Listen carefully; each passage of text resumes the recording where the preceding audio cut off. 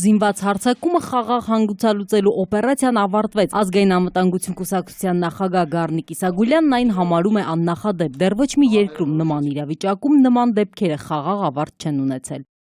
Զինված խումբը 30 հոգուց ավել բաղկացած մտնում է որևէ երկրի մայրաքաղաքի կենտրոնում գտնվող պետական նշանակության զինվորական մաս, գրավում է այն, 15 օր ըստ էության պարալիզացնում է շատ կառույցների աշխատանքներ, բայց պետությունը եւ իշխանությունները այդ ամբողջ ընթացքում անում են իրենց կողմից ամեն ինչ, որ որևէ նոր զոհ չլինի։ Զենքերը վայր դնելն ու նախագահ Սարգսյանի ելույթը Գառնիկ Իսագուլյանը կոչում է իրադարձությունների այցբերգի միայն գագաթը, տիտանական աշխատանքը, որ տարվել է այդ ընթացքում ուժայինների ու հատկապես նախագահ Սարգսյանի անձնական ղեկավարությամբ մնացել է աննկատ։ Այս ամբողջ գործընթացը առաջի օրվանից մինչև վերջին վայրկյանը եղել է հանրապետության ղեկավարի, հանրապետության նախագահ Սերժ Սարգսյանի հսկողության ներքո, ինքն է ըստ էության ղեկավարել այս ամբողջ process-ը, օրը առնվազն 2 անգամ դա առավոտյան եւ երեկոյան, իսկ անհրաժեշտության դեպքում ցանկացած ժամի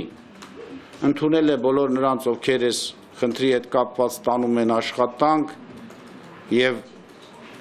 քննարկել են այն խնդիրները, որոնք դրված են եղել բոլորի առաջ։ Մինչև Վիտալի Բալասանյանը կստանձներ միջնորդի դեր, այդ գործը որոշել էին անել կուսակցությունները։ Գառնիկ Իսագուլյանը բացում է փակագծերը։ Միայն վերջին րոպեին իրեն անհայտ պատճառներով կուսակցությունները հրաժարվեցին։ Երկրորդ անհաջողությունը բանակցությունների հանկարծակի ընդհատումն էր, երբ զինված խումբը չկատարեց պայմանավորվածությունները, լրագրողների հետ հանդիպմանը եկավ զենքով, հնչեցին կրակոցներ, հետո էլ բժիշկների պատանդառություններ։ Բայց գլխավոր հաջողությունն այն է, որ զինյալներից ոչ մեկի կյանքին վտանգ չի սպառնում։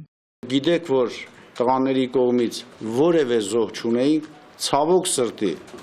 նույնը չեմ կարող ասել ուժային կառույցների վերաբերյալ, որտեղ մենք ունենք 2 զոհ,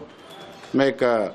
գործողության ամենասկզբում, մյուսը ըստ էության ամենավերջում։ 15-օրյա իրադարձություններից հետո Իսագուլյանը հիշեցնում է, սա նոր փուլ է, նախագահ Սարգսյանը նույնպես հայտնեց այդ մասին։ Ազգային համաձայնության կառավարություն ստեղծելու ուղղությամբ պետք է աշխատեն բոլորը։ Մանուիրցյան, Միքայել Թումանյան, ժամը լրատվական։